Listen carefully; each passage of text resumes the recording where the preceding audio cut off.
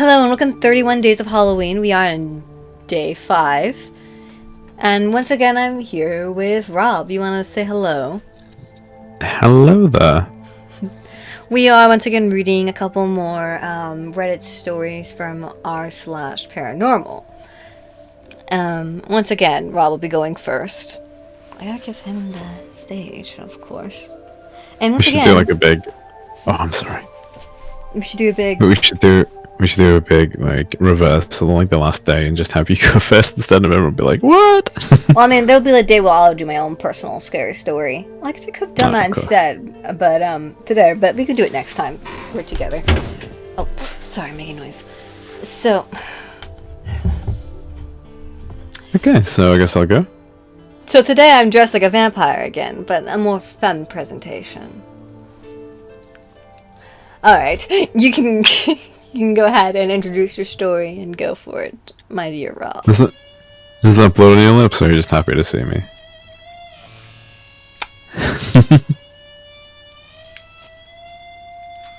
Okay. So today we have a story by the username / Kent Tree Surgeon.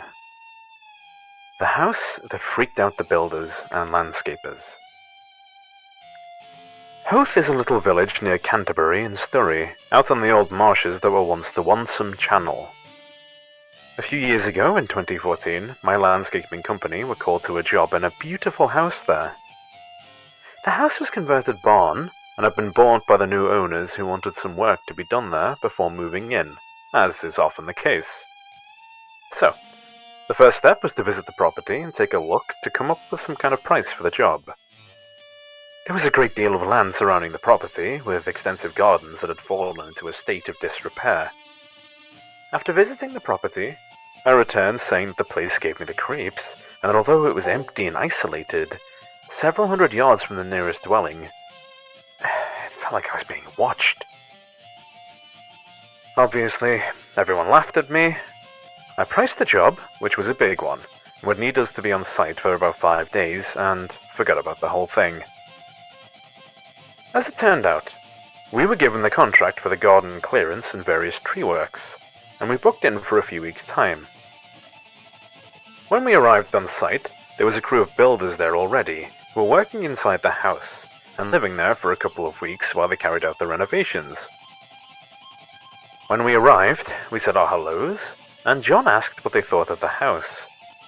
The reply was, it's a lovely place, but it's haunted to shit. We laughed and asked why they thought that, and they told us that at night they could hear banging coming from empty rooms. Their tools were being moved around, they heard whispering. One had even received a phone call from a distant voice that couldn't be understood, from the number 000000000. He showed us the call record to prove it on his mobile phone. Interested, but still not entirely convinced, we got on with our work. Joe told us that the back courtyard garden gave him the willies, but apart from that day 1 was uneventful. On day 2, it was quiet in the morning. Then, in the afternoon, I went inside for a coffee. While I was there was knocking sounds coming from one of the back rooms. Nobody was in there, but it could well have been someone in one of the garden areas knocking against the wooden walls from outside while doing some job or another. But then, there was a sound like wallpaper being unrolled, or a poster falling off a wall, something like that. It came from the hall. Then, out of the hall, a shadow shot through the kitchen and out of the front door. I was alone in the house at the time, and after looking at every angle, the only way the shadow could have been cast was by the kitchen lights in the middle of the room. But there was nothing to cast it. I was starting to become a believer. On day 3, Paul, one of the builders, was having an argument with somebody on the phone. When he hung up, he said, "I can't believe that! The driver from the skip company says he won't come here to pick up the skip unless we can promise there's someone on site to meet him, because he reckons he saw something here when he dropped the skip off before we got here, and it's definitely haunted." When he did arrive, he said that when he dropped the skip off for the first time, he knew the place was empty, but he saw someone moving around in there. While he was unloading the skip, the radio in his lorry came on loud with a load of static. Day 4 was quiet, apart from the knocking and banging which we'd all gotten used to by then, even though it was louder than ever before, and definitely not one of us messing about. On day 5, a guy turned up to put in a new TV aerial, and that involved some wiring being fitted in the back room where most of the noises came from. A few hours in, he was having a coffee with everyone else in the kitchen, and said that he'd be glad when he was done, because that room was creeping him out. He said that he was sure he kept hearing someone walking around in there, but there was nobody inside the house, let alone in that room. The final thing that happened while we were working there was that another contractor turned up to do some light fittings and parked outside the house. While he was in there, his van radio came on really loud with a lot of static, just like the skip driver had said happened when he was there before. A few weeks after we'd been there, the new owners had moved in, and John and I went over to visit them and settle up the bill one evening after work.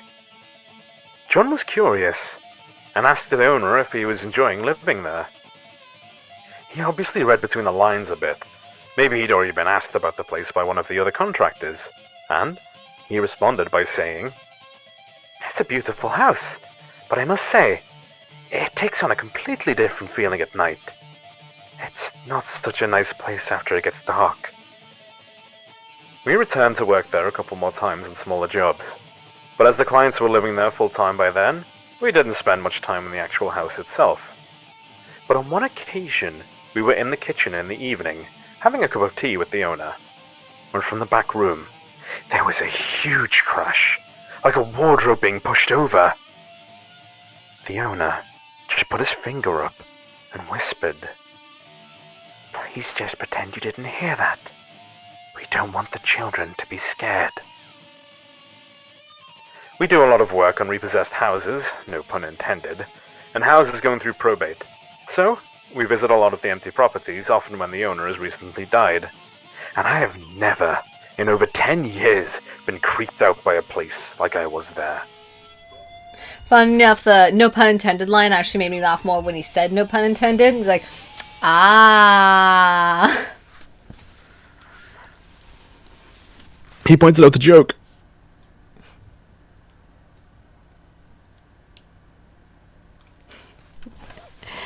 So, I don't know. They did a very good job explaining a lot of things. I don't have much commentary on that one, unlike the previous story you read for yesterday's thing, where it was about, Casper. Very open and shut kind of case.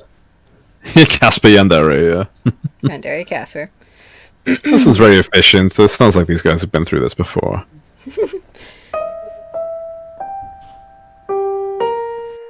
So, the next story, the story I'll be reading, is from u/ZeoPhil, and it's called The Ghost That Wanted My Attention. I moved in a new house with my family about 2 years ago. As soon as I walked in, I felt strange, like something was not right, but I didn't pay any attention to it. The first 4 months in the new house passed without anything strange happening. Then, all of a sudden, one day, strange things started happening in the house. That same day, my dog started crying for no reason. The iron doors of the boiler room in my garden fell off, but it was perfectly sealed. The TV was switching on and off by itself. The lights would turn off without reason. Things started getting scary when I went out of my house into the garden and I saw a broken bucket full of water.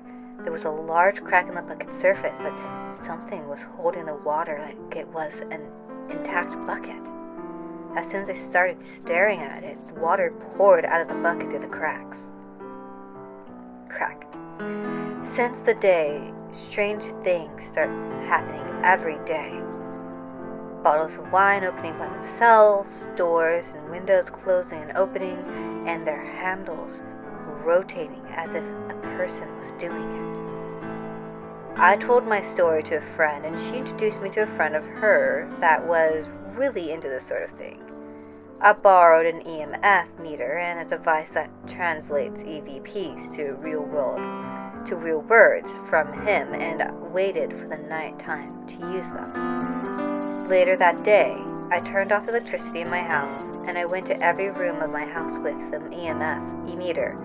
When I entered my bedroom, I rose up to the max level.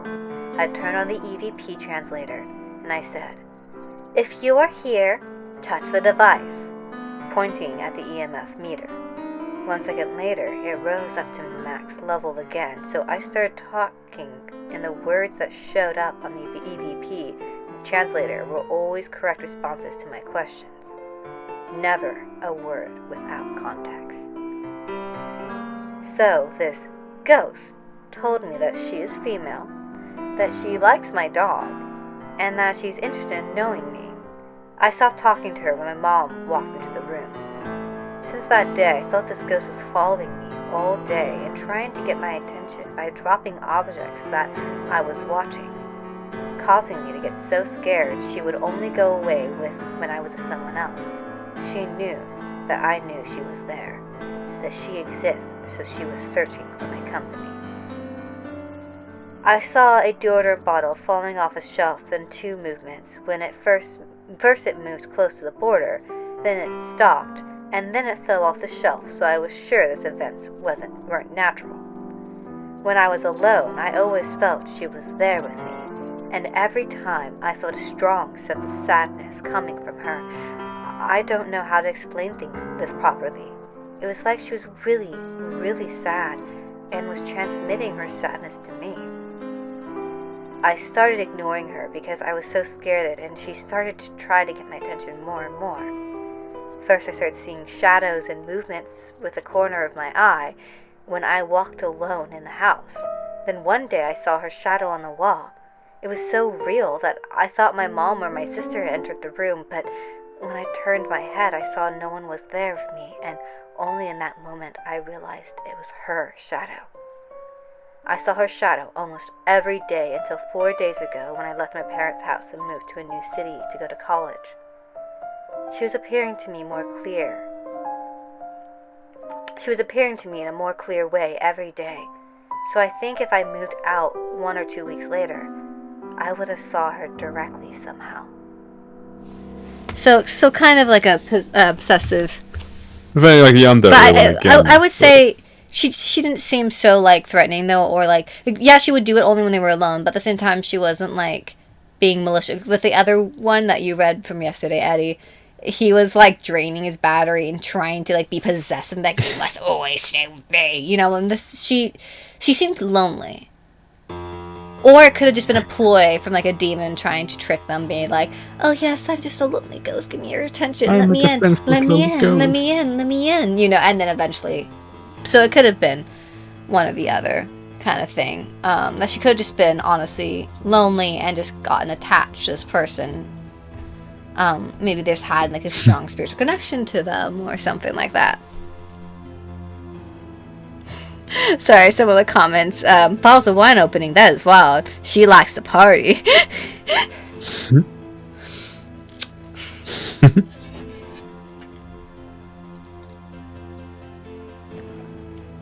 This time I am drinking from the blood. Grog. I'm gonna call it grog. Because pirate, fuck you. I do have a pirate outfit that I'll wear at some point this month. Any commentary you want to add to that? Don't let ghosts get attached to you. I mean, at least you didn't do anything harmful. At the least, they didn't say, "Hey, do a Ouija board. Do a quiche board." Do a quiche board. It's a reference. References. A Luigi board. Queja board. Luigi. Yeah. I always approve of Ouija boards not being a method to communicate with spirits. So I don't have much more to say, I guess. You know, I realize I should have been having Boomend present during all of these. He's just the perfect little mascot. He's a little cutie. I love my little son. They are adorable. My son. I adopted him. So I have 2 sons now and a daughter. I have Robbie Bear, Boomend, and Sphinx. Sphinx is the only one that can actually cuddle me back. Oh.